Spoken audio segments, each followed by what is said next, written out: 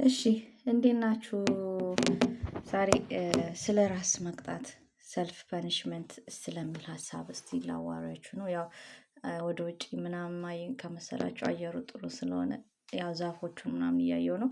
ኤኒዌይስ ሰው ራሱን ለምን ይቀጣል ወይ ደግሞ ራስን መቅጣት አስፈላጊ ነው ወይ የሚለውን ነገር ለማውራት ፈልጌ ነው። ራስ መቅጣት ምንድን ነው ካላችሁኝ፣ ሰው ራሱን ሆን ብሎ በራሱ ፍላጎት ተነሳሽነት ሆን ብሎ አላግባብ የሆኑ ሀሳቦች ውስጥ ወይ ደግሞ ድርጊቶች ውስጥ ራሱን ሲከት ራስን መቅጣት ይባላል። ይሄ ደግሞ ምንድን ነው የሚፈጥረው ወይ ደግሞ ምንድን ነው የሚያስከትለው? ሰዎች በህይወታቸው ይሄ ነገር ለምንድን ነው የሚፈጠረው ካልን ደግሞ በህይወታቸው ሰዎች ምን ሲያጋጥማቸው ነው በራሳቸው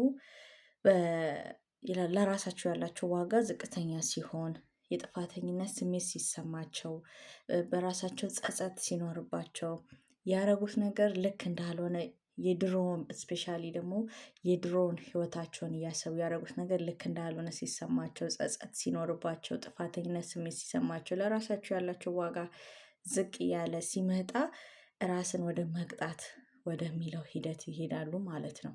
ስለዚህ ይሄ ነገር ኔጌቲቭም ማለትም ጥሩም በጎ ነገርም ሊኖረው ይችላል፣ ሳይድ ሊኖረው ይችላል።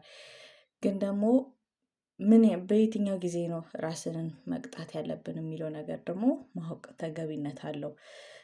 ብዙ አይነት የራስ አቀጣጥ ወይ ደግሞ ሰልፍ ፐኒሽመንት አሉ ማለት ነው።